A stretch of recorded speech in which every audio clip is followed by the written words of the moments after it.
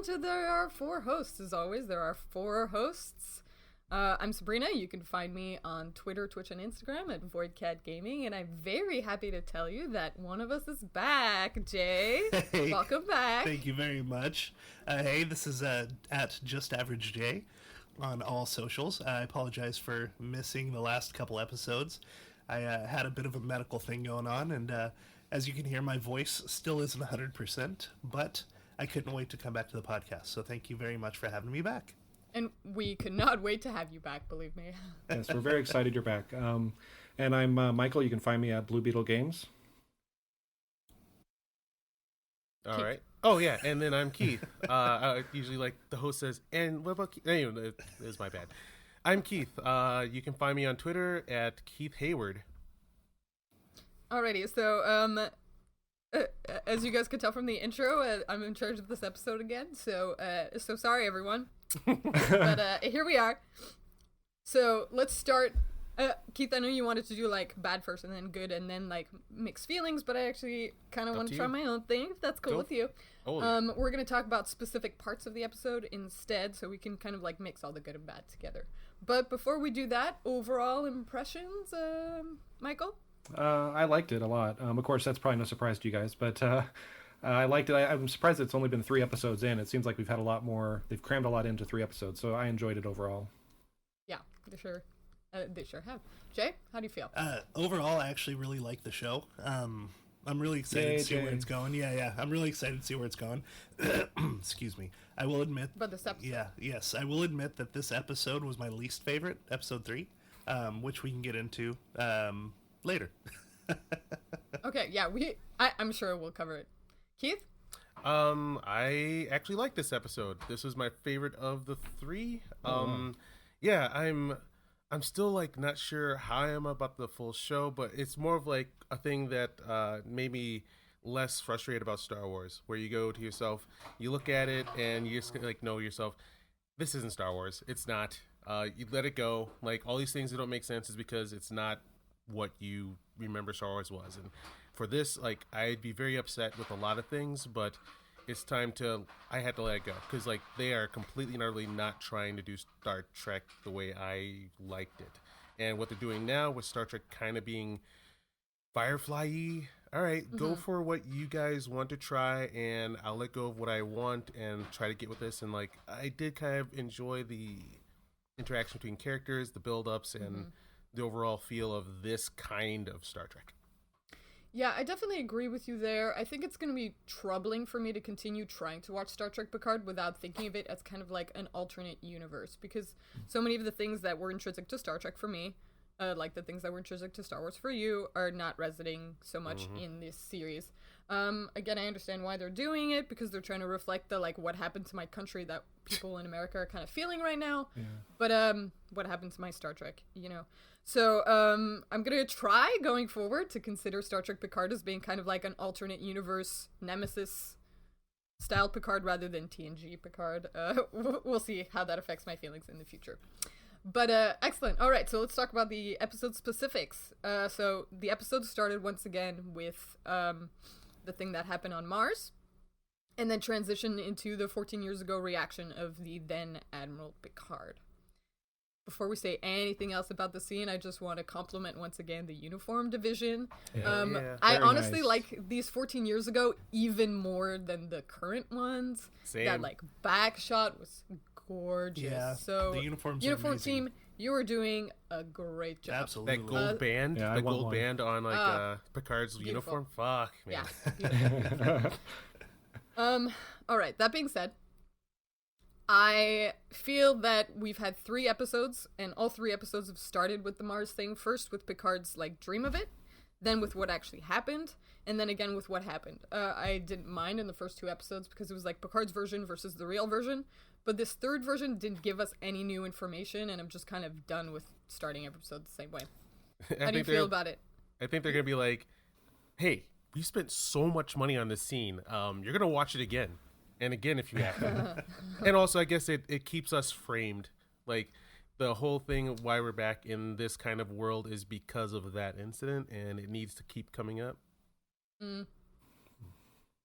I think it's intrinsic in the storyline though. Yeah. Michael, how do you feel about that? Yeah, I don't think they need to keep bringing it up. It was a cool scene, but yeah, they just, unless they're adding new info every time they show it, they don't need to bring it up again, I don't think. Mm-hmm. I agree. I think we're already so limited with just 10 episode, seasons. Yeah. And they're all 45 minutes. I know. So it's it. like, I would love it if they would take out the repeat stuff and just keep the story moving, Mm-hmm. I was gonna say, like, what Jay said, I keep on waiting for the moment where there's a payoff for this. Like, each time we see it, like, maybe there's like a hint of something we didn't notice before, and that's why they're doing it. If they want to do a cool story. But they were just like all scenes from the previous episode's scene, weren't they? Yeah, I don't think we actually got any so, new yeah. information there. I just keep looking for it just in case. Maybe that's why they're doing it. But I think they're just doing it for the lower rent reason of we spent a lot of money on this scene. Yeah. Yikes. Okay, so I guess none of us were actually pleased with that opening. So while we're talking about that scene, that was 14 years ago, and that's when we saw the end of his career, but also the end of, I'm so sorry, I forgot her name. Raffi. Raffi. Yeah, that is Raffi, okay. Raffi's career. What's the name of the pilot? Write that down. Rios. Captain Rios. Yeah. Okay, that's why I was like, I thought Raffi was him. They're both 4-letter R names. And I remember people's names by how many letters there are and what letter they start with, so that really messes with me. Okay, Raffi. Then, yeah, Keith, I see why you wanted to talk about Raffi. Yeah, so, since she was in that scene, let's talk about Raffi. I'm not gonna go first this time. Keith? Let's see. Raffi, I'm not totally sure how I felt, but I think it was okay. Like, in this version of Star Trek, you do need to have some resistance to the call to the adventure, and then she got to do some like acting. So instead of like doing what a normal person would do, Picard wants me to go to space with him. Holy crap, let go! I'm gonna make But like she needs to like do some acting. She needs to flesh out her character and show some emotions, and like that's what actors, I guess, you guys like to do. So I was okay with her tortured self, except for, let me see, my note that I put down here that I'm forgetting that I may bring up later. Oh, I think, no, it's what, Sabrina, it's what you said about her lifestyle that made me go, oh, yeah, that's not happening in Star and Federation Earth anymore. Yeah, can I cut in with that? Yes, please. Okay, the thing that Keith is referring to is a thing that is really bothering me, which is why I definitely have to think of this as an alternate universe. I know that we've kind of been like, Gene Roddenberry's vision was too perfect and it bored the actors in TNG. Alright, I get that them having arguments with each other is like a little unrealistic. But the core of it was that we were a utopia that was post-scarcity, we all took care of ourselves, we didn't need money anymore. So all of a sudden having a scene that's like, you're rich and I'm poor, doesn't make sense in that post-scarcity world. So I guess we've just gotten rid of that altogether.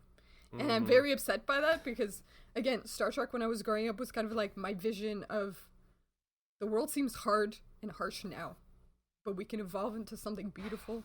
Amen. Where we all take care of each other, and them taking that away from Star Trek really hurts me. Oh. I 100% agree. I actually... Amen. Raffi's character... Yeah, so... Go ahead, I'm sorry. Yeah, that's it. And the fact that they were like, and she's a stoner because she can't deal with her life made me like extra sad. Okay. I was just gonna say emotions, acting. Yeah, Raffi. So big shock to everyone, but Raffi is probably my least favorite of the show so far. And I actually wasn't that impressed with her acting either. So first off, all right, let me just. I'm back. I'm jumping in. All right. First off, don't call him JL. Oof. Oh, yeah. That was weird. That was irks weird. Me so much. It's like, no, he's the fucking captain. You're gonna receive. Like, I don't care how casual you are off hours. Like, you're at Starfleet headquarters. Like, he's like. Oh yeah. Do you see She what I'm was saying? on duty. Like he. Yeah. Like, don't call him JL. I didn't like that. Although technically he had been relieved of duty, so he was no longer a Starfleet officer. Yeah, but she didn't know. But he hadn't told her that. That's yet. true. Yeah. But I'm just saying, like, that, like, Jean-Luc Picard is a badass. He is the epitome of the captain. Like, he is the captain. He does what's right and whether that's against Starfleet or not, which is one thing I love about this show. But he's always done that. But the thing is, he's also commanded a certain amount of respect. And when you start taking away the, I can't think of the word, but when you start making it more casual, that takes away from that respect feeling. You know what I'm saying? So Definitely. the JL thing I didn't like at all, actually. And Yeah, it's like at the end of TNG, they were all close friends, but they still, called him Captain or Picard. The only person who really didn't was Bev, and still she called him Jean-Luc. And like they almost, got together. Yeah. So I do have. they did get together if you follow some of the timelines. Like exactly, yeah. In All Good Things, you know what I mean? So yeah. Can I say something to the jail thing? Yeah. Ooh, yeah. So specifically on the jail thing, I also winced and I was like, "Oof!" each time. But then it made me think about like, the expanse of his life and how he grew and changed. So like, there's a interesting thing where the Enterprise D, like, it felt like it was a lifetime to us. Like, we spent so much time there and like it was incredible. But he actually only spent 7 years on the Enterprise D, where he spent 22 years on the Stargazer. So that he's been changing throughout time. So like in the Stargazer, he spent 22 years. He was like a pilot first, and then he became a captain. And then I can imagine that he did grow into the top of his game at the Enterprise D and became the captain that we know. But then at the end of that series, he did become more of a, maybe I should become friends with my team. And then on his next ship with the Verity, with her, I can see that he might evolve as a person and with his relationships. So I don't like it if I would slap a person if they did it in TNG, but like no, they'll never. But maybe the relationship was different. Yeah, off my I like ship. that, Keith. But yeah, now he's evolved. I can see that, and it made me interested in like, so what was the dynamic of his next starship?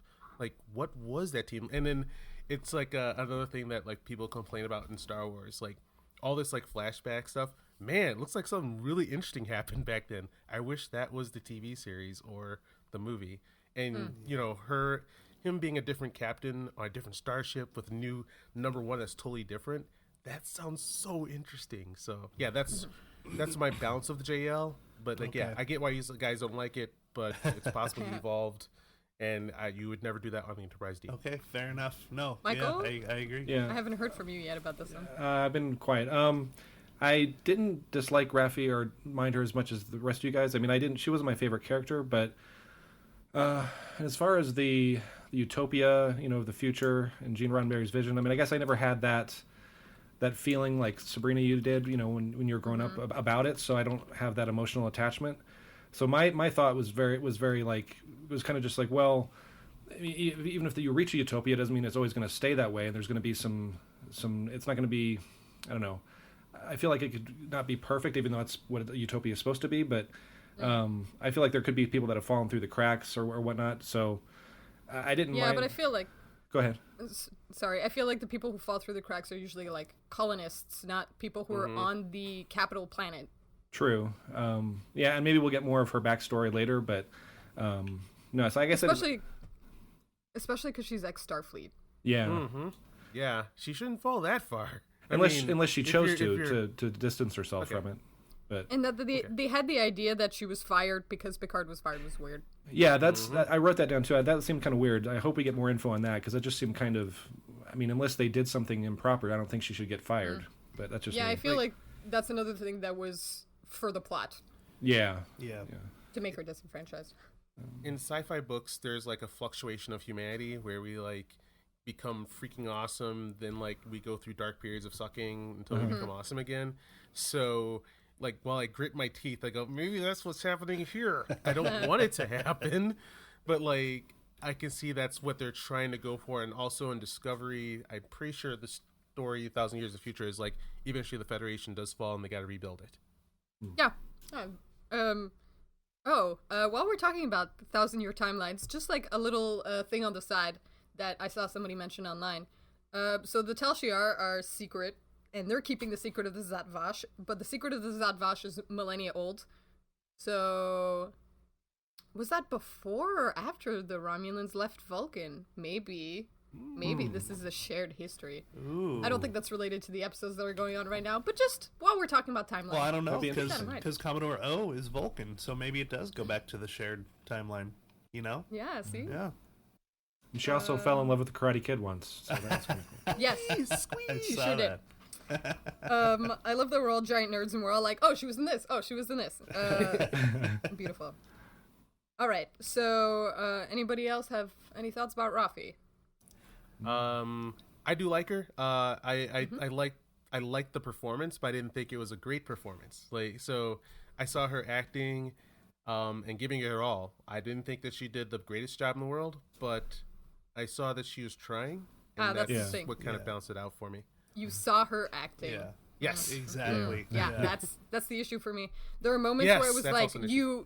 you rehearsed those physical movements. yeah. You rehearsed when you were gonna look away. You shouldn't. Yeah. That's not Yeah.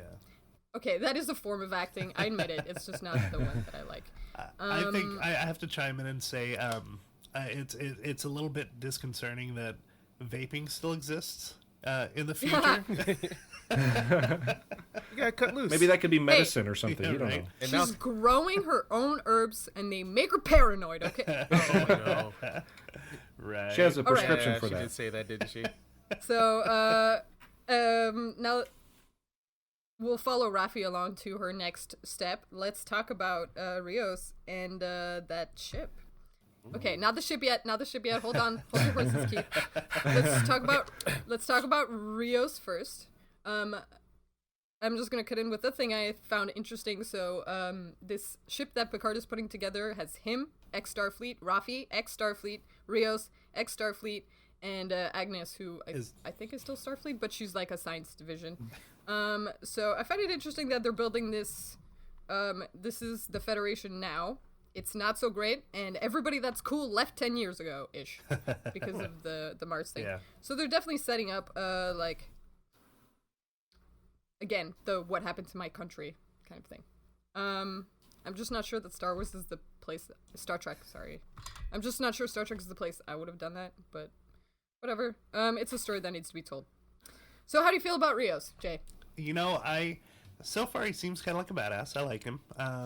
I still, it's kind of that whole utopia thing. I mean, just to see him with a cigar irks me, just because, well, because it's like, it's the whole vaping thing, it's the whole cigar thing. I mean, I get it. Like, there's still wine, there's still alcohol, so of course there's probably still tobacco. But it's just something I've not really seen. So at first I was like, whoa, wait a minute, okay, you know, Arnold Schwarzenegger, but then I'm like, all right, whatever. Yeah.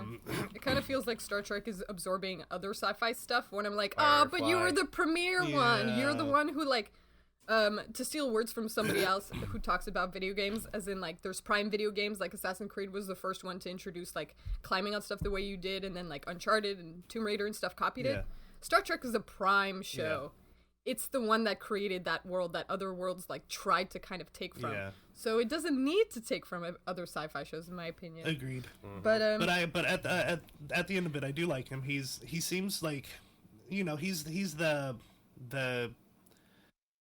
you know the Han Solo. you know what's funny is I was gonna say that, but I wasn't sure. Like I wasn't trying to cross that line, but he kind of is. He's like the tough guy. Well, we were just talking about how it's taken from other sci-fi, so don't worry about it.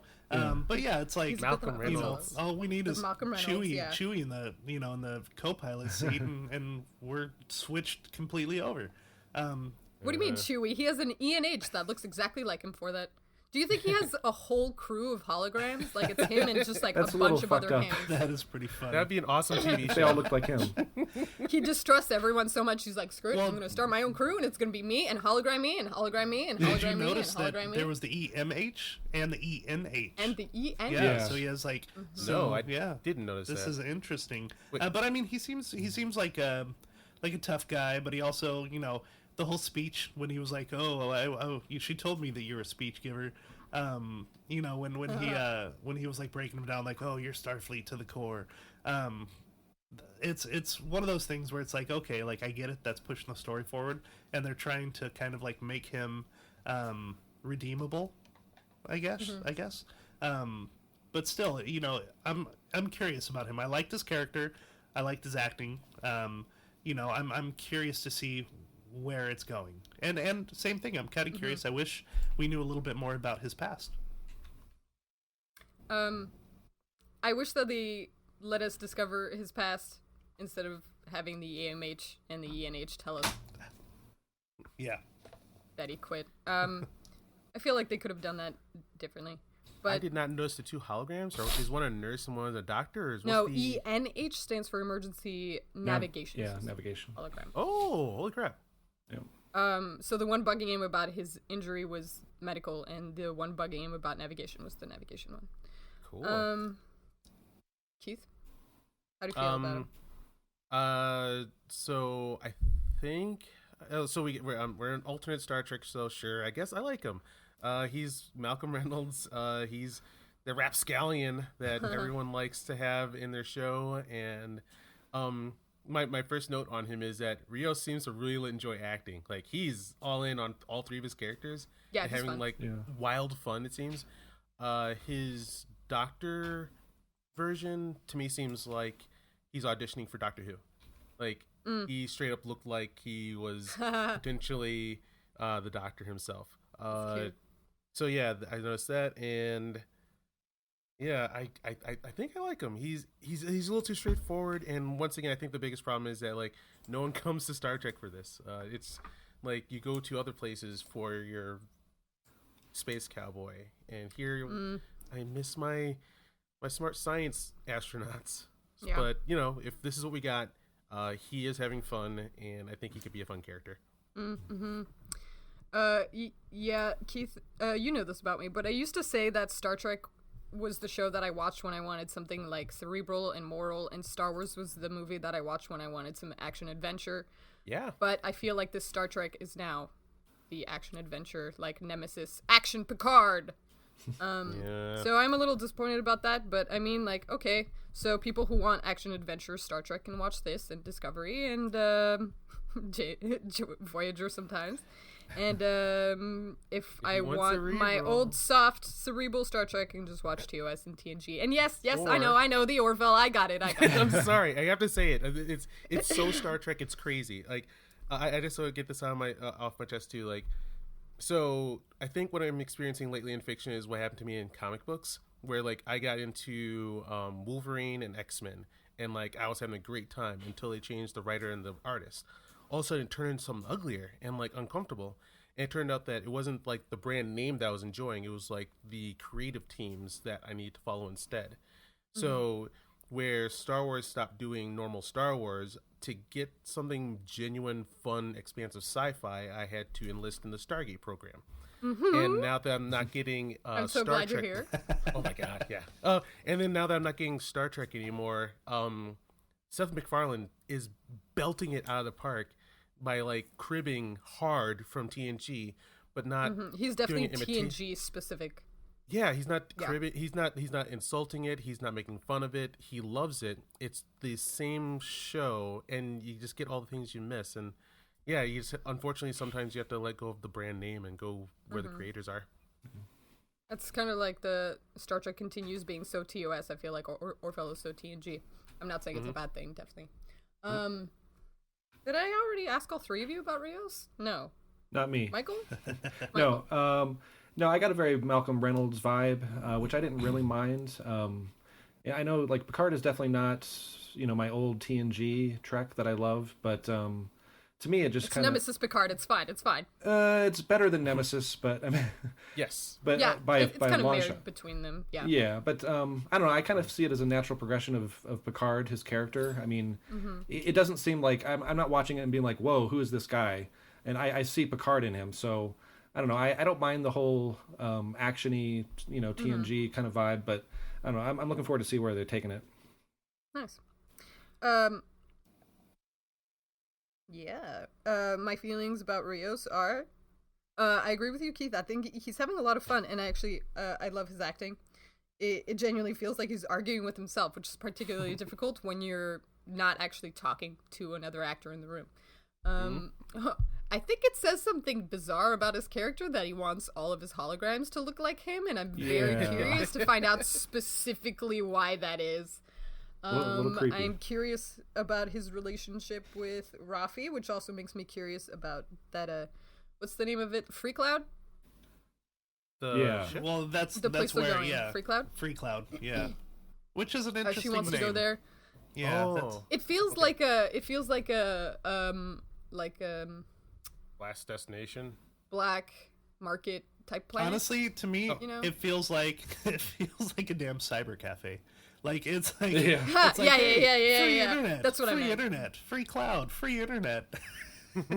Yeah, Free Cloud is like, come here, where you can do all the sketchy stuff on the internet your mom told you not to do. Dark web. Jeez. Okay. So while we're going through the crew of the ship, I'm just gonna throw in there, because you know I have to, that Agnes is adorable. Yeah, She is. But also, and we're gonna talk about the fight scene later. But I quite like her development so far, even if she's very little of it. Like, all of her actions make sense to me. And she's the one who feels the most Star Trek to me. Like, she's genuinely optimistic and excited about the world. And, yeah. She was just really cute on that ship. Yeah, she was. Keith, this question is specifically for you. As Now I that draw my we gun. Now that we have seen the inside of the ship, how do you feel? Very Mass Effect-y. Yeah.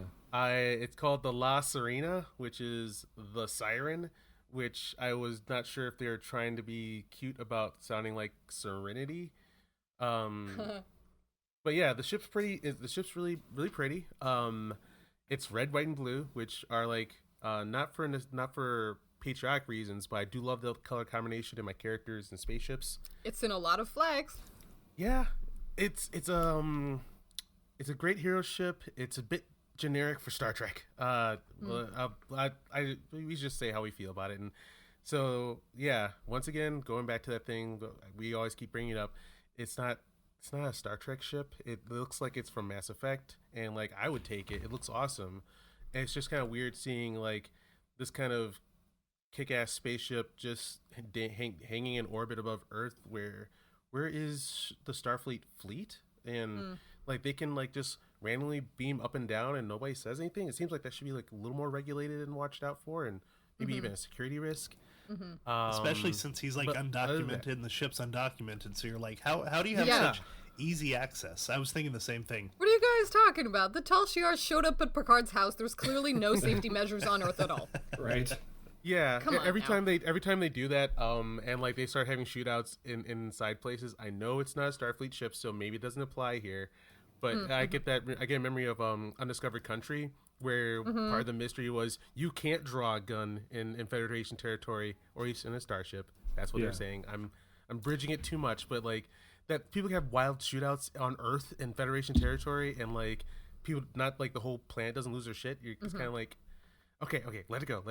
You're in a different kind of Star Trek where shootouts do happen, and there's no sensors in like his chateau, even though he's former admiral. Anyway, but yeah, they're playing a little loosey goosey with that starship. It's beautiful, but yeah, it's not Star Trek. It certainly feels like in the last 12 years at some point Picard kind of like accidentally made his way into like a slightly alternate universe. Like he landed in JJ's Trek and he's like, oh, I guess I'll just keep going and see what I can do to make this world closer to the one I used to inhabit. On franchise standards, it's exactly what we're doing right now. Like I don't want to talk about that. Okay. First off, Because otherwise we're just going to get into like production and stuff. I gotta say, I know you guys probably already talked about this in the previous episodes, but Maybe we didn't. but I think it's pretty awesome that two former Tal Shiar members like respect him so much for trying so hard that they chose to stay with Oh, him. Jay! That they chose to. Yeah, you missed that it. they chose to stay with him. I've been talking Yeah. nonstop about how I secretly believe they're a throuple, and I'm angry at the show for not I allowing think this I may to have be seen a canon. post on Facebook regarding that. Yeah, It's on our maybe Discord. maybe one where Keith was like, "Thanks, Sabrina. Now I can't. I have to see it everywhere." Every time they're next to each other, I'm like, at night, they're probably really nice big bed. Sleeping. I mean. Yeah. Sleeping. But I think it's so cool. I mean, just that he, and I know that this is past episodes, but just how he was like, no, they're not Romulan lives, they're lives. Like, that's my Picard. Like, that's my Picard. Yeah. You know what I'm saying? And Definitely. then for them to basically, be like, you're with us now. Like, we're gonna take care of you. I mean, because he tried, and that's just it. I mean, there's so much that I don't know that we don't know about the whole like Romulan fallout with everything, but the fact that Oh, I have so many theories about that. But the fact that they chose to be with him, I mean, it's just amazing. Like that right there. That the first two episodes were just amazing for me, and this third one was my least favorite. But I still am absolutely on board for the show. Like I love where it's going. Good. I'm honestly disappointed that they stayed on Earth. They should be they on were that gonna go damn with ship. them. I'm glad this happened naturally. I didn't even have to like do anything for it. Let's talk about the fight scene. Yeah. How do you feel about the fight scene? Let's start with Michael. I thought it was awesome. It was it really showed what the two caretaker, well, not caretakers, but the two former Tal Shiar could do. It kind of showed why he keeps them around, I guess. Lovers, servants, who knows? It's all good in the Picard hood. No, that was a terrible scene. No, it was good. No, Liked it. I thought it was good. I loved how what's her name, Agnes, at the end kind of got the last shot, and how she kind of came in there and contributed to the whole thing. But I thought it was a great fight scene. Maybe it was on stun. Yeah, you silly girl. Oh, poor Agnes. Jay, what do you think? Actually, I think it was a great fight scene. I think it makes total sense that there are like hidden guns everywhere or hidden phasers everywhere. Yeah. Because From the Tal Shiar, no kidding. So I mean, and then the fight scene itself was pretty amazing. I mean, just visually, cinematography wise, like it was like when I forget her name, but when the woman gets slammed back and breaks the glass with the back of her head, and you see it through the other side of the glass. Good shot. I mean, the shots and the fight itself was just epic and beautiful and amazing. And then Agnes, shooting and being like, maybe it's on stun. That was adorable. And just her reaction, she is such a good actress. Yeah, she's oh my so gosh, soft. like she's so like you just want to like hug her. Yeah, I do. Yeah, I do. Yeah, I do. But the one thing that I will say when the guy was tied up, like, come on, if you're Tal Shiar or Jadvash or whatever, if someone's interrogating you, you're not gonna say anything.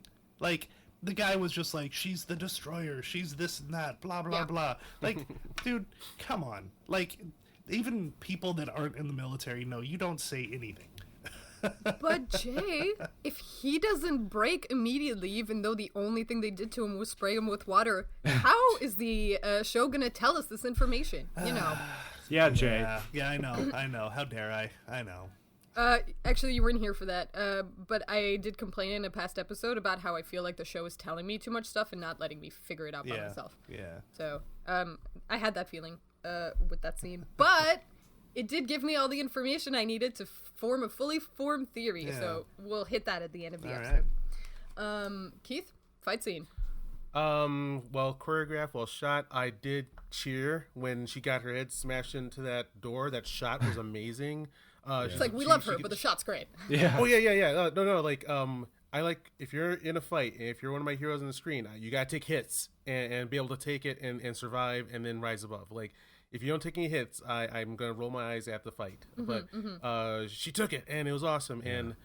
And then I'm like, you shouldn't do this in Star Trek. But yeah, let's go. And then like, I like the sound effects. I like the blaster designs. Oh, and to be petty for 1 second about this Tal Shiar couple, please. I don't like the guy. I don't like his face. I'm being weird about it. Whoa! Like, this is not. This is a. That's his face. Yeah, it's just a petty thing, and that doesn't matter, and like should not be held against him or the show. It's my own problem. Like for some reason, when I see him, he looks too freaking pleasant, and it's bothering me. You're like go to your. Yeah, he's so perfectly pleasant. It just grates on me. And like go to a coffee shop or something, and then like so just for some reason like, his look gets on my nerves. But like. And there's nothing wrong with him, and there's nothing wrong with the character. This is totally just like my problem. So that's hilarious. That's been just like every time you guys are like, "Oh man, I love these two," I'm just like, we'll do another episode about that, cool. Keith. Oh, don't worry. When the show's over, we're gonna keep going. We're gonna have shows to talk about characters. We're gonna have shows to talk about like storylines. Oh yeah. If you guys think that I'm not gonna write down all the theories that you tell me and then give you a scoreboard of who did the best at the end of the series, I mean, You're wrong. I'm doing it. Why do you think I keep asking you what your theories are? I want to win. I love I just want to see what interesting storylines we come up with. Sorry. I am so glad. I'm so glad that you want to win, but you won't. Ooh. Whoa. I'm Accepted. just you know. Yeah. No, I'm saying that as a friend. Yeah. You're not saying it as a friend. You're I am saying saying it as a friend. Oh, okay. You're saying it as a friend and Yes. not a combatant. No, not. I'm not. combative. I'm not. Definitely. I'm Like just that. honest. Yeah. There you go. I agree with you. I thought like about the guns being hidden everywhere. Like, do I expect that on Earth? No. Do I expect that in a household with 2 Tal Shiar members who are Yes. protective of Picard? Yes. I think it would have been funny if the Tal Shiar had pulled out the guns and then Picard was like, "Wait, hold on a second, you've been hiding those in my house this whole time?" But The fair other enough side of the that he joke would could've already been, know about them. They reach and they're not there because he doesn't like guns. I He's got just rid of them. removed I'm them. sorry. This bad call on my part. I like to believe that they were shooting on kill and he was shooting on stun. Speaking of that, actually, how did that one guy survive? Mm-hmm. Did you see which shot was the guy that got tied up? No, but maybe we should trace it back, and maybe it turns out exactly that. Picard is shooting on stun, and the rest of them are shooting on that's kill. what I'm wondering. Yeah. Oh. And I hope yeah. so, frankly. The Tal Shiar were using Federation weapons. Well, the that's blue, the- the and so blue therefore shots, they have yeah, stun. from what I understand, the Romulan disruptors shot the red. You're right, the red kind of pulse. The blue ones Yeah. were the Federation, were Picard's. From what I understand. Cool. Yeah, I'm not sure we can tell if it's kill or stun from the color, though, because, I mean, you can see it especially in STO, but Star Trek typically has, like, Federation is going to have blue weapons, Romulans are going to have green weapons, Borg is going to have green weapons, Klingons are going to have red weapons, you know? So, not sure about that. Okay. I thought that moment with Agnes was wonderful, that she shoots them to protect Picard and then, like, cannot handle the fact that she may have killed someone. I hope that comes up more in the future, and we'll see. As like she's the avatar of like the softness that slowly gets crushed by the world being mean, even though that's not what I expect. Yeah. From something that's centered, but they are leaving Earth now, so I think I'll be a little less frustrated. Yeah. Anything else we want They to should say? have went about... with him. There's no reason they shouldn't have gone with him. He's like, they're the muscle. They're his guard. Yeah, I am disappointed that they're not on the ship. Maybe they will be. Maybe there's gonna have a storyline on Earth. I definitely want more of them. Agreed. Yeah. Sorry you don't like the dude, but I don't you have mind to more of agree both that, of them. I guess I'm just like, you know. you have to agree that Irish Romulan is dope. Yeah. Yeah. The lady. female one. I like her a lot. Yes. Oh, and I did say last episode I thought maybe it was Welsh. You're right, it is Irish. I'm wrong. Oh. Okay. Do any of you have anything else to say about our lovely Tal Shiar couple? No. Just that the blaster designs clicked just now in our conversation where I had a spider sense tingle, where like when they're drawing their weapons, and I was just like thinking that all the weapons on the screen were Romulan, but I do like that they cared enough to differentiate the weapons and designs. Nice. I did think it was. Jay, I did think it was Michael? funny when she slapped the guy in the head and was just like Northerners, you know, like just like you, you know, like I thought that was kind of funny, just because people kind of give her flack for having an Irish accent, even though like who they're aliens, who cares what accent, you know what I mean? But I do love that she like differentiated herself, like oh you Northerners or whatever. Yeah. Yeah, that was funny. And then one last thing would be, I get massively frustrated if like you have your main characters that get jumped by bad guys with weapons, and then the next scene they don't have extra weapons.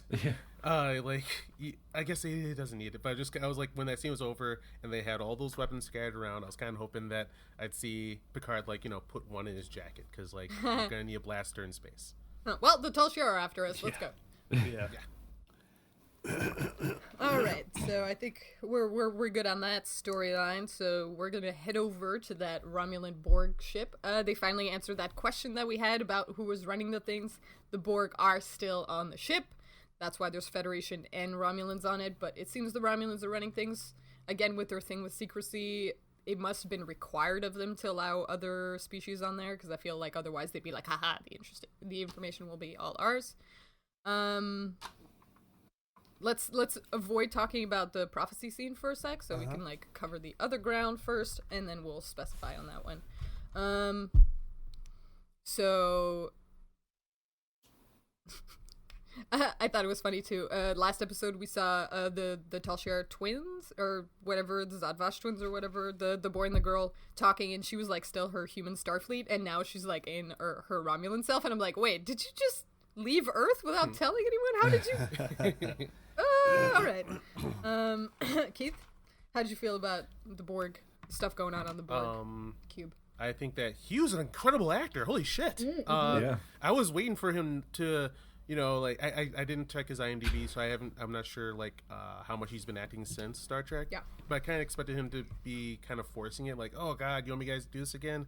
All right, and then like he'd say some forced lines, but we're glad he's there. But he was killing it.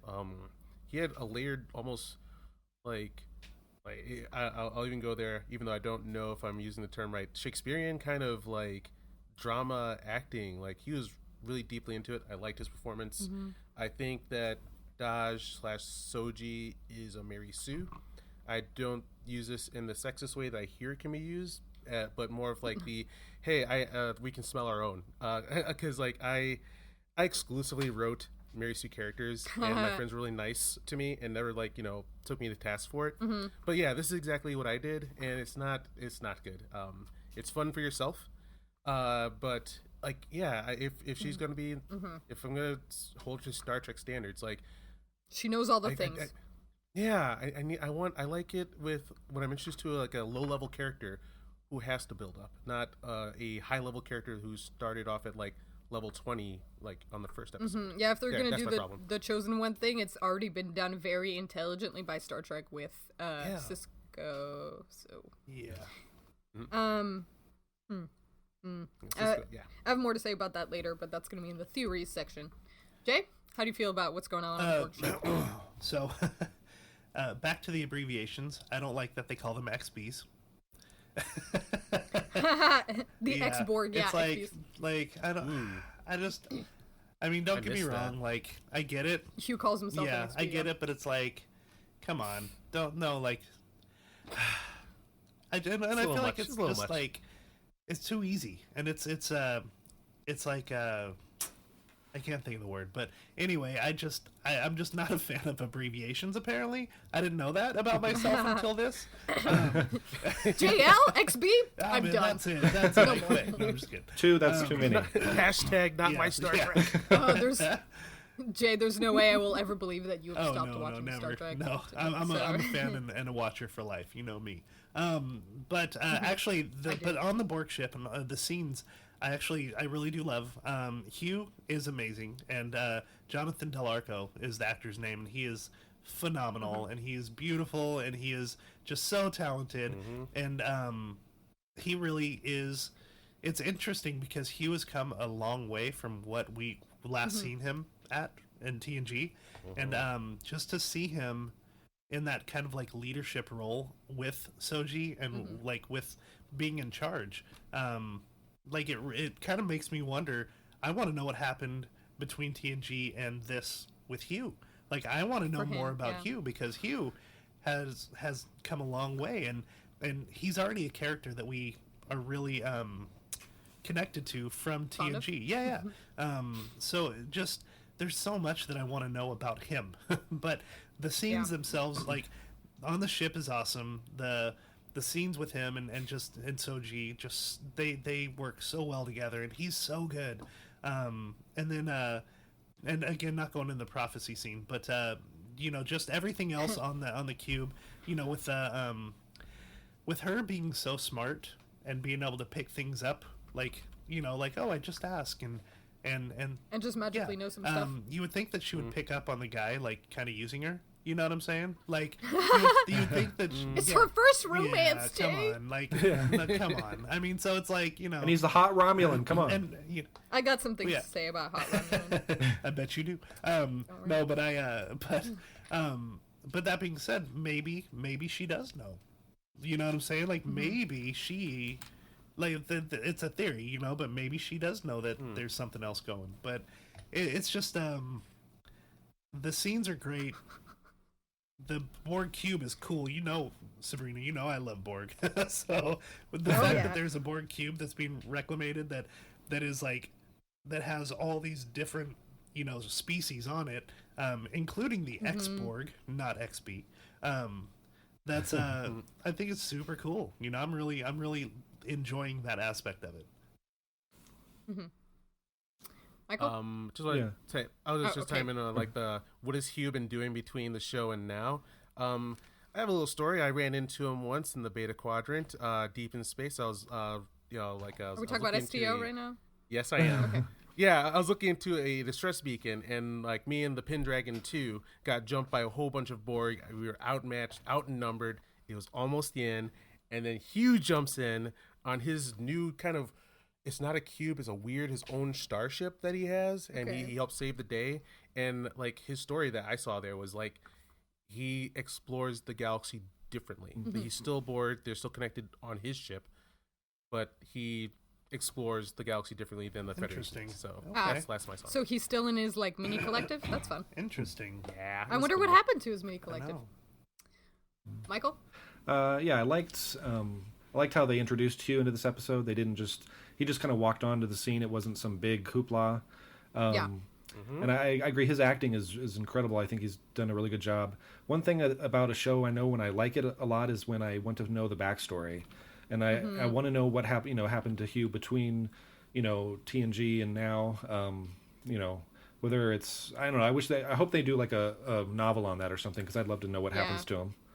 And Iborg is such a treasure. Yeah, absolutely. I love that episode. Oh, is it my turn? Yes, sorry. I believe it is. All right. So that Romulan, let's talk about him for a sec.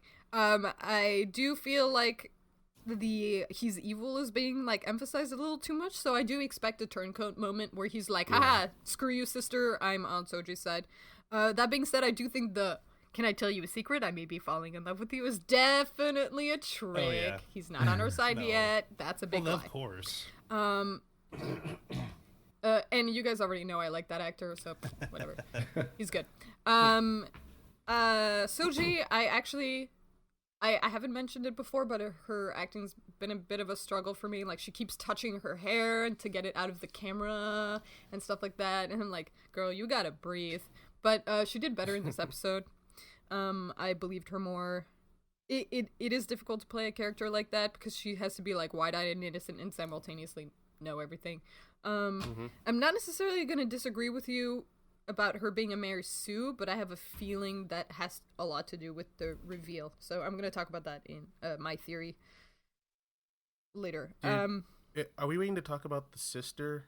Because I need to say something about that. Yeah, go. The sister is the twin brother. I'm not sure they ever specified that they were identical twins. Oh, snap. Then now I'm not sure anymore. And I'll sit back down. I think the reason you thought that they would be identical is because when you heard that he had a twin, you were like, oh, he's also a robot. So, android. So, they never specified that, but maybe we will see. And so I'm always in for some extra trans headcanons because people so rarely put actual trans characters into shows. Yeah, headcanons are great. I feel like they do it this time. I really freaking hope they do. I will be extremely excited. If there's one thing that I can say about Star Trek now and then is that it doesn't treat it doesn't do tokenism. It actually treats minorities, people of color, women as characters, and it doesn't make a massive deal about it. Like Uhura, let's go all the way back to TOS. There was that episode with the creature that was becoming what everybody else wanted, and for Uhura it became this big African guy who spoke her language, literally, and like that was great. It's just like, it spoke to her heritage without using any stereotypes.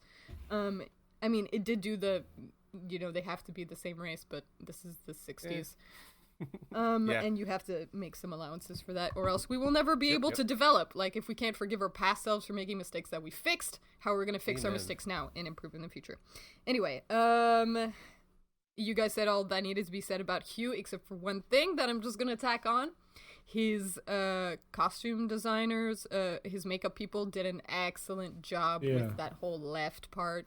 The eye, the patch of skin, the little Borg bits underneath. It looks like it's the same kind of height as the right side of his face. They just did a great job there. All right. So let's talk about the scene. You know the scene I'm talking about. The prophecy scene. Who wants to go first? Yes. Michael, I keep making you go last, so you're going to go first. Yeah, I thought it was a good scene. I thought the actress that played, I can't remember the name of that lady. The Romulan. Romulan, yeah. I thought she did an excellent job. Yeah.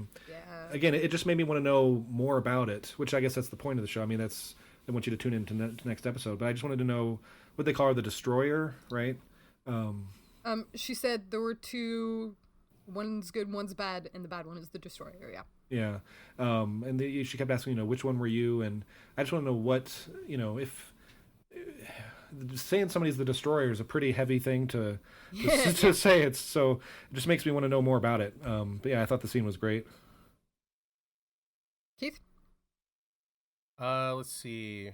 So, yeah, like her being Destroyer does seem once again like I'm the most important person in the universe. I think the best way they could do it is like a thing they kind of people wanted to do with Rey, where if you're that powerful, you keep steamrolling everything. What if you are the last guy? Like, and she turns around and like all this time she's been playing people, but I guess that wouldn't be it if she's getting controlled by what I think is her AI mom. AI mom is funny. Yeah. So, yeah. I thought it was. I couldn't tell if this line she keeps doing is great or too on the nose. The shared narrative experience, understanding trauma rooted in deep archetypes, relevant to today's news. And that's like, and like how people work through their trauma. Like, I think she's talking about Star Trek of the fandoms. People have like the shared narrative framework of Star Trek, and that connects them. And I guess like probably all of us have used these as like parables to get us through the traumas that we've experienced in life. Yeah.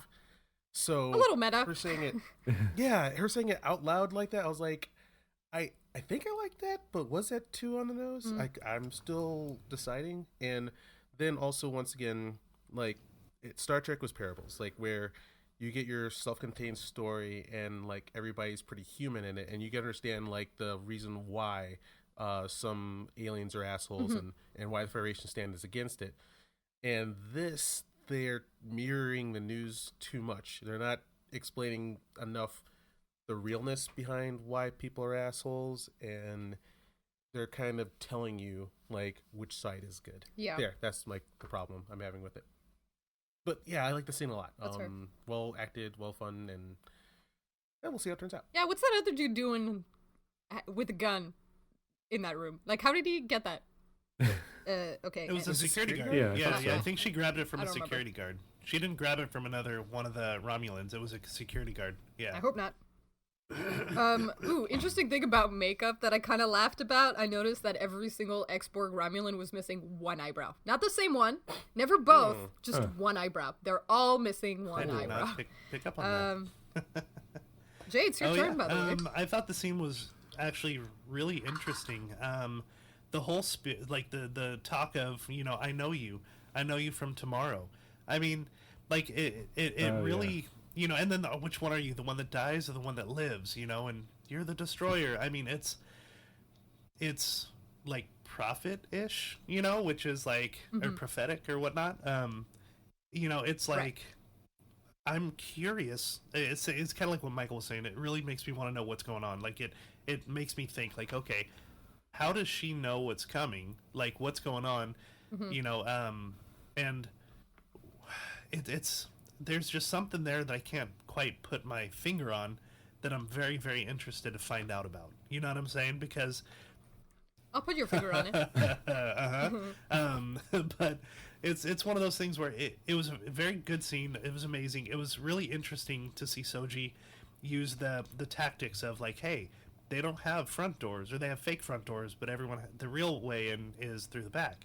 So she moves the chair and goes behind her and tries to do things in a very specific Romulan way, and it works, and she starts to open up to her, and it was just very, very well thought out and just very. It was just a very, very cool scene. And then just the whole, like, future, like, can she see the future? Can she, like, how does she know what's coming? What's that about? Like, was it assimilated and then it's stuck in her mind? Like, somehow the Borg can see, like, what's coming or something. I don't know. I mean, I don't know. But anyway, it was a great scene. Or maybe it's something about her specifically. Maybe Romulans secretly have truth, like, fortune-telling abilities that they haven't told us about. Yeah. I did quite like how that's just bullshit. I did quite like, as you pointed out, how they kind of showed us glimpses of Romulan culture through what she did and didn't respond to. What I found particularly interesting was this. Soji's trying to get Romulan mythology, and the lady says, we don't have a word for mythology in Romulan. She says, what's your word for mythology? And she says, news. Soji translates this as being like... I just didn't understand it the same way she did. To me, when she says, there's no mythology, there is news, what she actually means is... mythology is...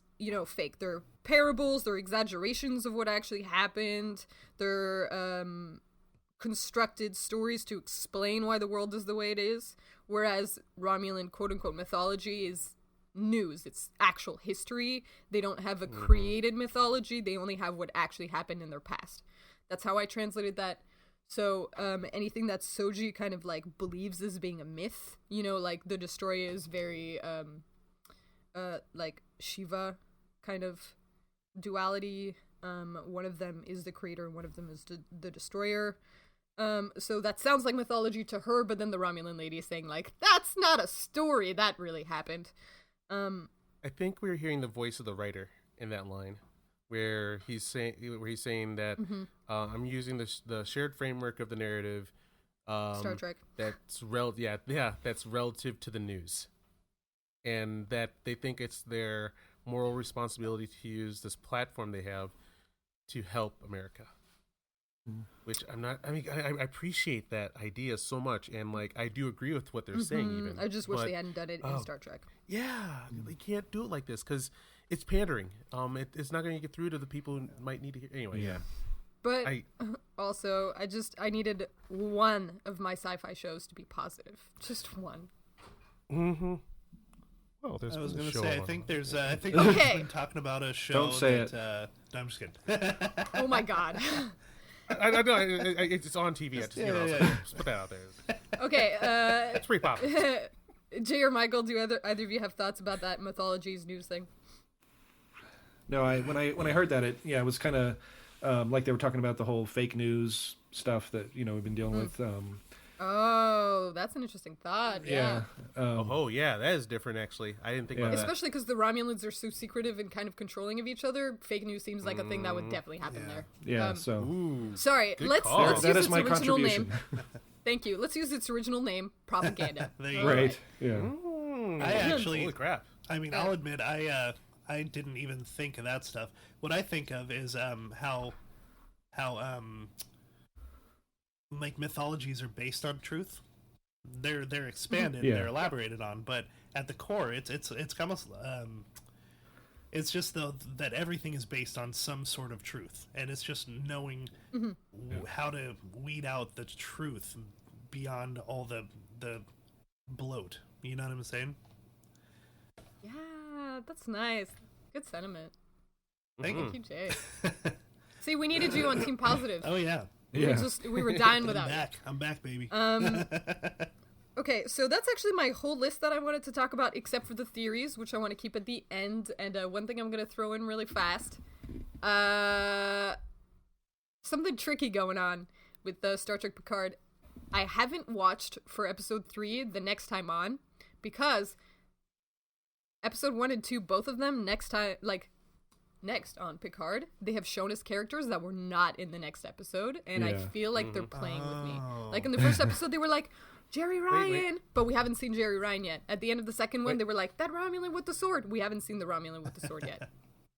at least for the first one, this is a thing that's they've been doing for a couple of years now, where you do your first big episode. Woo, welcome here, and here's the preview for what's going to happen in the rest of the series. That's what I've been seeing in a lot of TV shows on the first episode. On a second episode, I'm not sure if. Yeah, I'm just feeling and slightly if they did it on lied the third to. episode, Like they're like, if they here do are the this on cool third characters. episode- Keep watching. I mean, they're not going to be in this yet, but keep watching.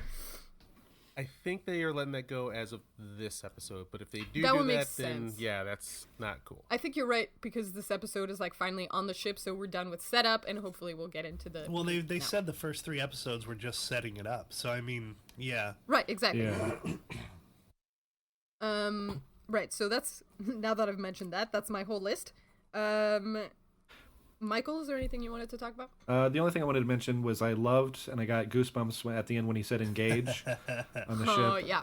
I'm sorry if I'm the only one, but that I was like, I literally, You're not. I was like, oh my god, it's I gave me the good feels, so I had to think- bring that Squealed up. like a child. I think Yeah, that was a moment for squealed. everyone. Yeah. I squealed a little bit too, Jay. I'm not gonna lie. I smiled pleasantly. Oh, I smiled that's pleasantly. come on. No, I didn't hate it. I that's I smiled good. pleasantly. It was. I would like to have been blown away. I wasn't because they spammed it too much in the preview. I knew it was coming, but it was still awesome. It was. Yeah, I mean, the setup to it was pretty brilliant too, because everyone just looks up at him. You know what I mean? Like everyone's on the ship, and he's not the captain at all. It is an old but moment. everyone just looks at him, and then he just kind of smirks, and What do you he's mean? like, engaged. He's the captain. Yeah. He's He will sitting always in be the the captain's captain. chair. Brilliant. Yeah, I mean, while we're going to talk about the engage moment, they also did some emotional trickery there when he looks at the chair and it starts the TNG Yeah. theme. I Yeah. know. Mm-hmm. I'm Oh, sure we yeah. all noticed that too. Chills. Yeah. I gotta laugh about it though, because this is the first episode that we didn't get the Earl Grey reference, so instead they made it engage. But again, you know, like fan service is not a thing that I'm a fan of, but obviously many fans are a fan of fan service, otherwise it wouldn't be called yeah. that. So I'm not upset about the engage thing. It was a nice moment. I liked it. I just whenever I hear sound cues from other things, I'm always like, you guys, you're trying to trick me, because Star Wars did it all the time where they were just like, here's these beautiful sound cues. Then it was like, wait, the contents of this is not the same. Don't try to make me cry just by using this piece. The music. Hold on. My only gripe with that was just like personal gripe, being petty, is it's not a Starfleet ship. Like, you're playing the music, you're saying engage, and we're like on a Mass Effect Firefly ship. Okay, but yeah, I'll let it go. I think it was reflecting big deal. his inner feeling of like returning to the captain's chair. Yeah. On that, I have a note where I do feel they're doing good with Picard. I feel this is kind of reverse The Last Jedi. The Last Jedi is now a cautionary tale, and I think Rian Johnson did that on purpose. Like, no one wants to see that done to their favorite character ever again. A lot of people don't want to see that, I mean, I'll say. And, like, that's what I was waiting for, and, like, a lot of people were worried about, like, we're going to get Picard, and, like, he's going to hate science and exploration and helping people. And, like, we're like, oh, God. And then we have to see him become himself again. But he's not that.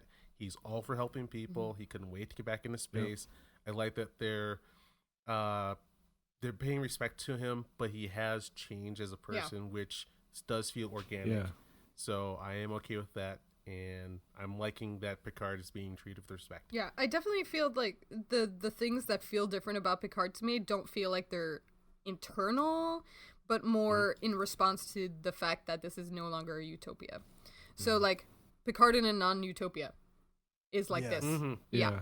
So, many of my friends are like, not many of my friends, some of the people that I watched with have been like, Picard is not himself.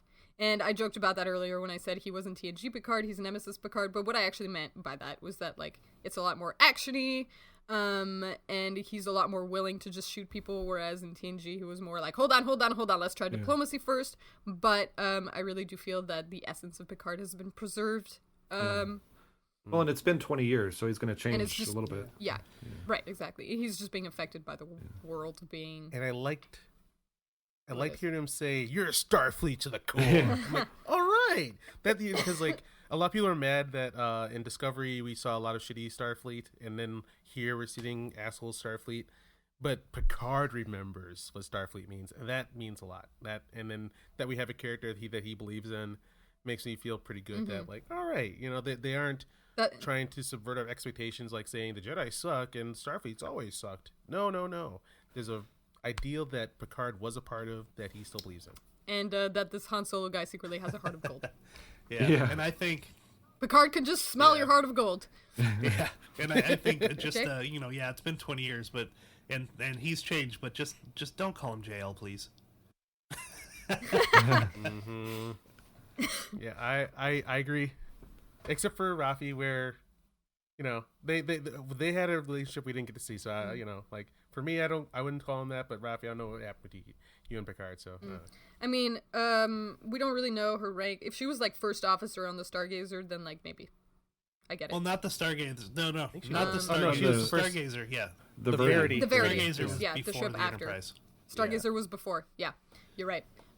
Like with the doctor he saw again. Which are we going to see him again, or was he there just to remind us that people think that Picard might be going crazy? Well, if you remember, he did have in All Good Things. We find out that he has that disease, that brain memory disease. Oh yeah, Aromatic syndrome. we talked about it. Yeah. In Aromatic episode So, I syndrome. mean, 22. Jay, you have to listen to the podcast. I know. I'm such a bad co-host. I'm sorry. I've been sick. That's no excuse because all I've been doing is I'm on disability for 3 months. I don't know why I haven't listened to it. I know. No excuses. It's okay, we forgive you. But yeah. Yeah. Aromatic syndrome is a degenerative There you go. neurological disorder. Yeah. Classes. So we did talk about it briefly. Let me just cover. You guys can. I don't remember what your opinion was. No, Don't worry. offense. I'll go back and listen to it. You don't have to revisit it. No. I just the thing about the syndrome was that I felt like it would have been really fun for them to narratively mess with, like, is Picard crazy or not? I feel like they made it clear that he's not crazy, and they just kind of brought it back so that it gives other people an excuse not to believe Picard, like members of Starfleet and stuff. But I do like that they referenced it anyway, because it means that they're paying attention to the details of Picard's Agreed. life. Just like the theme comes from the flute. Yes, Da-da-da. yes. The Resican. Yep. All right, so Michael, that was your thing. Keith, is there anything you wanted to talk about that I haven't brought up yet? Let me see here. I think I've hit all of my notes, and they mentioned that it sounded like. Let me know if I heard this incorrectly. Did they say that in that room were the only Romulans ever assimilated by the Borg? I think so, yeah. I don't know. I thought I don't heard remember. that, yeah. Yeah, it seemed kind of weird, and then it made me think about why are there lots of different humans throughout the galaxy, but we don't have lots of different kind of Vulcans throughout the galaxy? Like, you don't have a planet with, or do we? Actually, we might have seen one, actually. So, yeah, I was just saying, like, you don't go to a random planet, and you go to random planets, you'll find a human. You don't go to random planets and find alternate Ferengi or alternate Vulcans. Except for this one where they had to hide themselves behind a hologram and... Okay, that reminds me of a TOS scene. We run into... This is Who Mourns for Adonais. We run into one of the ancient Greek gods on a planet. And when I say we, I mean Kirk, Spock, and whoever random person they bring down on the planet. I think it's Chekhov and then a lady that we never see again. I remember this episode. And they talk about... Is this the right episode for this? Whatever. He's like, haha, I was a god on Earth. And Kirk's like, I believe that there was an alien species that showed up to Earth when we were still very young and that professed themselves as gods because we couldn't understand their powers. And left. Maybe it is a different episode. But somebody mentions how the humans are everywhere because there was an ancient civilization that went around, kind of like Stargate, dropping seeding the different planets, and Kirk goes, no, we have proof of evolution on Earth, we know that didn't happen. And then Spock goes, actually, this fits with Vulcan mythology. That might have been where we came from. It was. That was also actually, a TNG episode. Yeah. Was it? Dope. Yeah. I remember TOS the best because I'm a TOS girl at heart. There's this amazing archaeological chase around the galaxy between all the major races, and then they get to the final planet, and this hologram goes, you have found me. I am why you guys all look humanoid. because we seeded the galaxy and then we left, and you're all like one person, and be cool to each Yeah. other. Be excellent to And each then, other. like everybody besides the humans were like, that's stupid, fuck that, lies, I'm out. Peace. And then the humans were like, oh, that makes sense. But what my question was more like, that's why we have humanoids around the galaxy, but we don't have different kinds of Vulcans or different kinds of Ferengi or different. What are you kinds of talking about? things. Romulans are different kinds of Vulcans. Yeah. They are actually Vulcans. Yeah. Originally. But they've developed head resistance. Some of them. Yeah, but over in the Gamma Quadrant, you can find just like a normal human, Yeah, that's true. but you can't find a normal Klingon. Yeah. It's just a world building, like Yeah, like, it's yeah, like humans writing about humans kind of things. yeah, there you go. Actually, I'm glad you brought that up too because it gives me a great example. I just want to talk about fan service again for a sec. I do think that there's different levels. There's like, self-referential where you have Picard ordering Earl Grey. And that can be fine. I personally don't like it. I know you guys do. I have no issue with that. I think it's great that people think it's fun. But a fan service I will never complain about is like that TNG episode pulling that TOS episode reference and then building a story from it because it's used for the story building. It marries them together. It reinforces the fact that they happen in the same universe. It shows that the writers paid attention to their source material.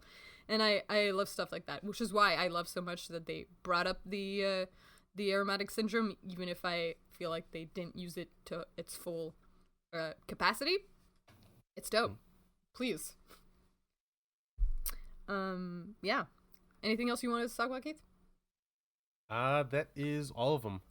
Okay, Jay? I've covered my hatred of abbreviations, so yeah, we're good. That was the most important part of the episode. Okay, so before we hit theories, just your favorite part of the episode and your least favorite... reverse that order. Your least favorite part of the episode and your favorite part of the episode. Jay, I know what you're going to say for your least favorite, but least go favorite on. abbreviations. What a shock. JLXB, it's like, come on. But my favorite, actually, would be the engage. I mean, dude, I just squealed like a little kid. It's like, come It just on. feels Yeah, good. like, I mean, of course, it's like the easy win, but I'm like, it just makes my heart happy. Yeah. Keith? My least favorite would be Mr. Pleasant Man Face, who should be going to his cafe instead of being hanging out with Picard. And then my favorite thing would be, that Picard's still himself, that he hasn't given up all of his core values, and that he still cares about it, even though the world's changed around him. He still cares about things that I cared about in Star Trek. Beautiful. Michael? My least favorite part was that his two Romulan companions didn't go with him. Yeah, It seemed like but... with their fighting skills, it seemed like a natural thing. But anyway, and my favorite part was the character Raffi. No, I'm just kidding. It was the engage part. Of course, I love that.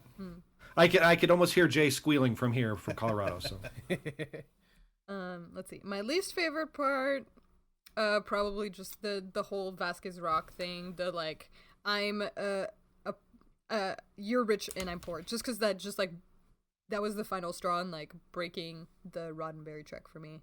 Of like, at the very basic core of Star Trek, it was like the Federation goes out to discover new planets because we've already solved Earth. Well, we're not even in a post-scarcity. It's not even that our attitudes have changed. We're not in a post-scarcity world anymore. I mean, like, what happened to the ability to just make food with the replicator? Like, why is that happening?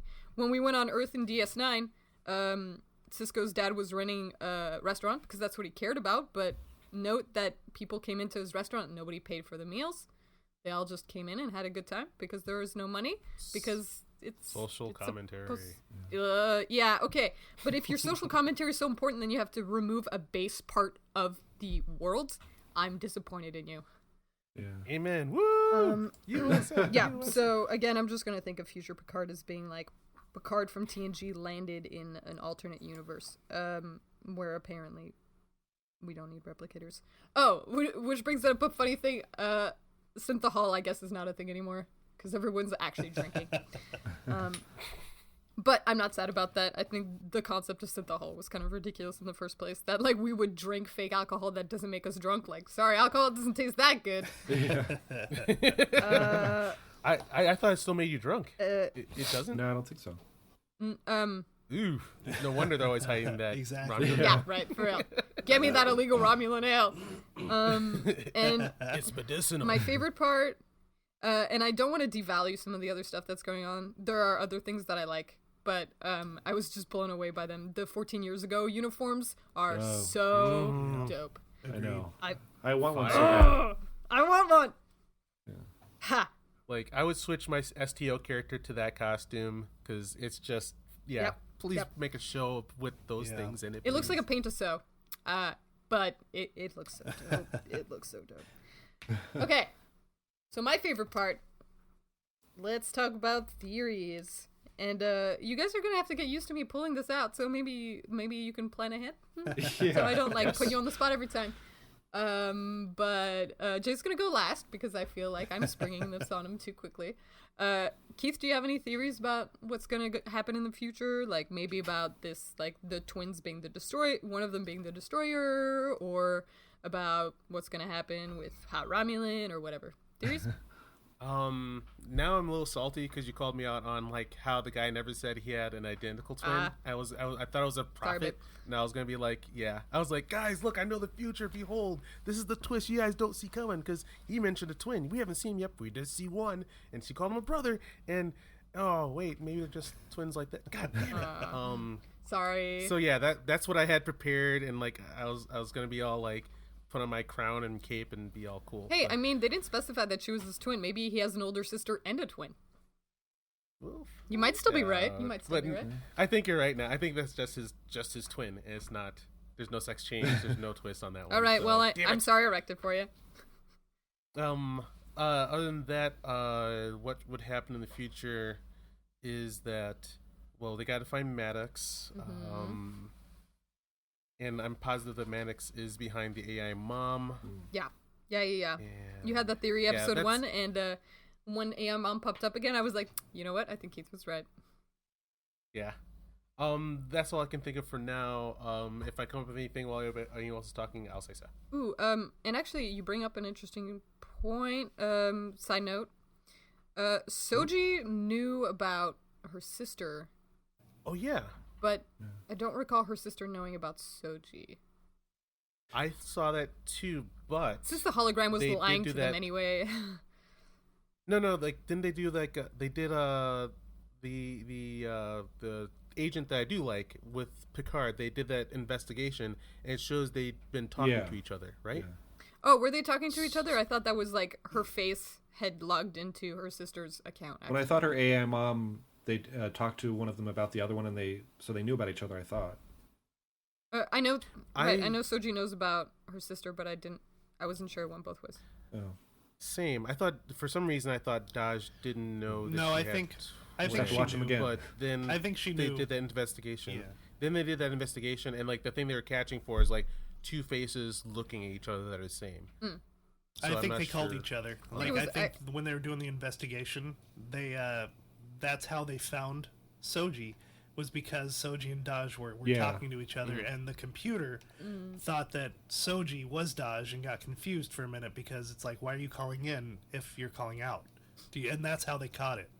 I definitely. They have AI and holograms, but they do not perfect. Well, but they're two genetically identical androids, so they're the same. True. Yeah.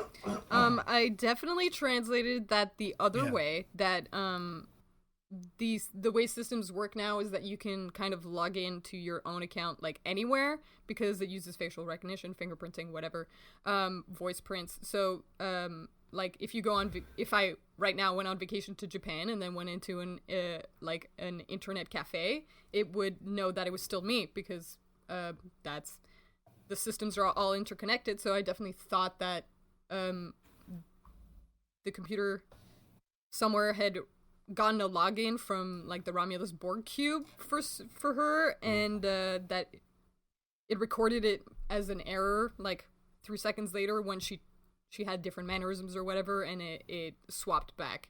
I thought that's what that scene was saying. So we can rewatch it, or we can just like find out at the end of the season, I guess. But I'm definitely going to disagree with the meaning of that scene with you guys, and I have no idea who's right because I don't remember it that clearly either. So I guess, whoops, I guess we'll just have to. I guess we'll just have to rewatch Picard. But actually, that doesn't fuck with my theory at all, so I'm not that concerned about it. Okay. Keith, you're good, right? That was all your stuff. I'm good. All right. Michael. Yeah. I didn't really have any solid theories yet. I'm just curious to know how Maddox fits into all of it, and also 7 of 9. I wonder how they're going to bring her character in. Because I thought it looked like, I mean, I guess Picard could go back to Earth, but it looked like 7 kind of was in his chateau or whatever, right, when she came across him, I thought, but I could be wrong. You know I didn't watch the trailer. Oh, that's right, sorry, fuck. I'm sorry. No, it's fine. So forget everything I just said. No, I don't have any solid theories yet. I'm just excited to see what comes next. Okay, so if you don't have any solid theories, what are the questions that are pressing on you the most, aside from where's 7? Mainly Maddox and what his role is in it, because I mean, he and Data became friends towards the end of like the show and everything, and so despite their traumatic beginning. Yeah, exactly. So I'm just wondering. I don't think Maddox, unless he kind of went crazy, I don't think Maddox would wish any harm on synthetics or humans for that matter. So I'm just curious as to what his deal is, basically. Nice. Jay, do you have any theories? Well, I will say. And if no theories, pressing questions One you're theory curious I do about. have is that I think that something is going to happen that's going to cause Raffi and Picard to become close again. Because, it's one of those things where she's starting out so broken, and he is too. And, even though she's like, I'm coming with you, but I'm not with you. You know what I mean? You're going to drop me off at Free Cloud. I feel like something's going to happen that's going to redeem each other, to each other. I mean... So that's one theory I have. And she's broken, and we all love seeing people get fixed. You know what I mean? So hopefully Picard can be that to her. Also, I think that considering we've never heard of the Zhat Vash until now, and they're such this far back like entity, I feel like we're gonna learn something that I don't know. Like there's gonna be more to it than just them being like a super secretive Tal Shiar. There's gonna be more to it since they're so anti-AI. They're so anti-android, and they're so anti Like there's so much going on. But I think that there's even more to it in the sense that I feel like it might even play into the the prophecy, right? How they might have a way, like maybe that ship that got assimilated, maybe they were Zhat Vash, or maybe she was Zhat Vash. Like there's so much there that we don't know because they've literally never been brought up. So I'm just very excited to. My theory is that the Zhat Vash are somehow going to be able to have some kind of connection to that prophecy, and that prophecy is because of the Zhat Vash and because of. Or the Zhat Vash exist to protect the world from the prophecy. Yeah, so there's something tying those two together. I'm just not sure what it is yet. I definitely agree. Yeah. And that's it. Because you said that, then my new theory is that the Zhat Vash, because they've lasted so long, and I've already said this in previous episode, we will be seeing them thousands of years in the future, with a showdown with Discovery. Yeah. And also, unfortunately, I hope you guys are ready to watch Picard die. How dare Do you? not. How dare you? Keith, they're going to do it. They're Hey, going to do whoa, it. Not, Keith. I'm not the one. I'm not making Keith, the you're call. officially off the podcast. No, I'm just kidding. I'm not making the call. They're the ones that's Well, they've going to already do it. had They're one going to captain do it. die in the like. We will burn They've CBS already had one down. captain die in the Yes. most ridiculous way, so they don't have to shoot very high Ugh. to. We're not talking about Kirk! No! Oh my god. Generations is not canon. Listen, if we Yeah, want to talk okay, about Keith, you're back on the Generations, we're doing it podcast. Thank you. if we want to talk about Generations, we're doing it in its own episode that I can never listen to again, okay? Yes, exactly. Oh my god. All right. The fury in anger. Anything else? I love this I could unleash. podcast. Anything else? Oh, thanks. We love you too, Jay. Okay, you guys ready for All my right. theory? It's long. All right, go.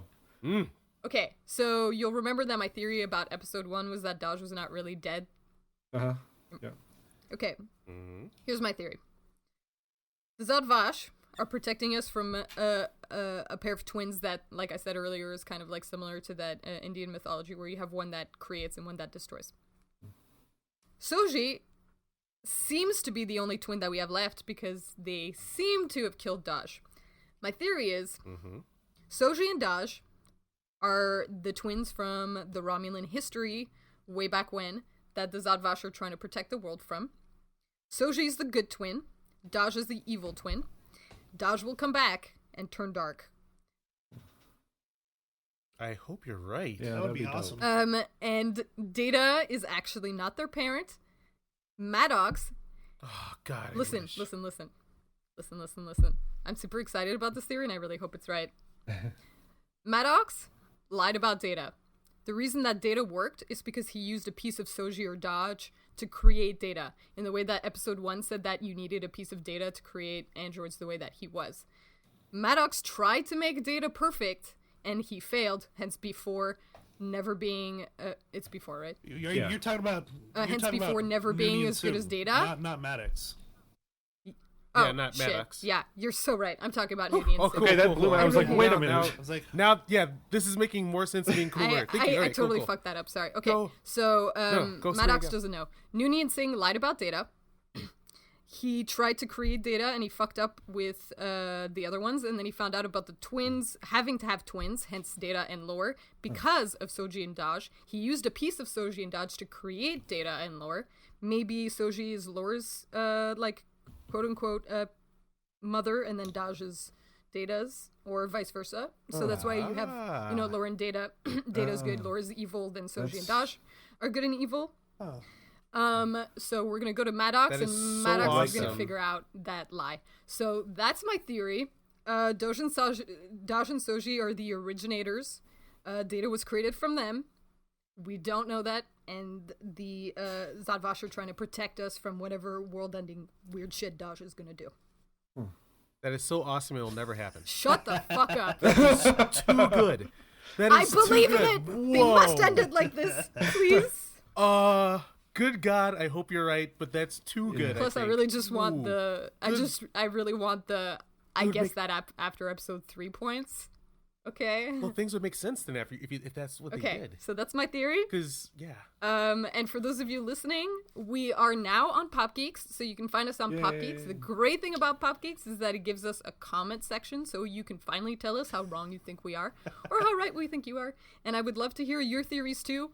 Please just compliment mine. Thank you. Yeah, and when I post it on my wall, if you guys are listening to this from my wall, please let us know what you think of the podcast, because it's fun to talk Star Trek with friends and fans. It's Listen, you guys, I'm exploding with the need to talk to people about Picard that will not insult me for whatever decision I make. She's like Daj. Yeah. If you're one of those people online who are like, other people don't like Picard because of this, or like Picard because of this, and I think that's a stupid reason and they're wrong, chill out, man. Be nice to your neighbors. Didn't Star Trek teach you that? We're great because we all have different opinions. Yeah. And that's how you create great television, great storytelling, and I love you all. That's how you create great conversation. Because if we all think the same or feel the same, then it's boring. If we don't have different opinions and different, just different ways of viewing life, then it's boring. Exactly. So I mean, no, please, I want people not to agree with us. I want people to, you guys, tell me. If the 4 of us had agreed on everything, this episode would not be twice as long as the actual episode we watched. Right. Seriously, I know. Woo! Good job, everyone. Hour and a half. Anyway, so that's my theory. Last thoughts from anyone? Real quick, fun fact. I saw this online. I thought it was pretty cool. The guy that plays F8, the android, that kind of kills Mars. The creepy smiley android? Right. So, Sabrina, do you remember how MAC Cosmetics had that booth in Star Trek? Yes. Yeah. In Vegas? 50th anniversary? For the 50th anniversary, MAC came out with a Star Trek makeup line, which actually, Jay, that Christmas, one of my friends bought me some of those because she was like, you like Star Trek, you like makeup, here you go. So I have some of those. At the Star Trek 50th anniversary LA convention, Vegas, Las Vegas convention, which is actually where Jay and I met.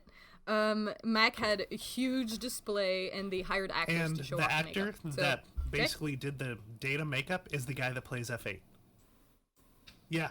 So he actually was at the Star Trek convention in Vegas on stage getting Data makeup put on, and now he is turned into now he is F8. I mean, right? Isn't that cool? I just thought I saw that online and was like, that is just the coolest thing. Yeah. When I go through the Easter egg hunts, it does show there's a huge, like I said, going back to Star Wars all the time. There was just so much anger that no one who was doing it understood how the world worked, or how things fit in the world, or how to use proper references so they make sense. But here, the opening theme for Picard is the song he learned in that one episode where he's trapped inside that one of the best episodes for a lifetime. Of any show. One of the best episodes ever. In the history of time, yes. We get from there. We get that in the opening theme. That's That's hard. That's caring. I disagree with some of the decisions that have been made by the writing team, but it's very clear that they actually care about Star Trek and Picard, and that's lovely. Yeah, more of people working on projects that they love. I prefer writing teams as opposed to individuals, because sometimes with individuals you end up with something that's a little more just fan fiction-y. Star Trek doesn't have that problem right now. I've only had that issue with Star Wars so far, but great love from the writers. Agreed. And it shows. Word. All right, so I guess that's all from us today. If you're listening, thank you so much. You can find the rest of the episodes at www.therearefourhosts.com. You can I totally mispronounced that and changed accents. Was it four horses? We're the horses. All right. Therearefourhosts.com. I can't There talk. are four hosts. You can also find us on Twitter at 4hosts. That's the number 4 that time. Most of those tweets are Michael. I think some of them are Jay. I haven't. They're all mine right now. Okay. I'm responsible for all of them, unfortunately. Sorry. I apologize in advance. Nah, the only offensive thing you've ever posted was on Facebook, so it's fine. We'll talk about that later. That's a whole other podcast. But that's another story. That's another story. For our listeners, he just made a post that was like, haha, if you don't like Star Trek Picard, you're a jerk. And I was like, how dare you? But when I posted that, I was like, wait to hear from Sabrina in 3, 2, 1, But it was a good fun. Michael, I don't think you would ever be the kind of person to be like, you disagree with my opinion? Well, you're wrong and stupid. Oh, no, not at all. I'm not offended. It's all in good fun. Even if I said I'm offended. Yeah. That was early Star Wars discussion. Oh, God, please. If you want to talk about toxic fandom, we can do it another time. All right, so once again, there are 4hosts.com. You can find us at 4hosts on Twitter. And, I'm not sure exactly what the link is, but you can find us on Pop Geeks. Again, that's the one that's going to have the comment section. So if you want to tell us how wrong or how right or how much you disagree or agree with us, do it there.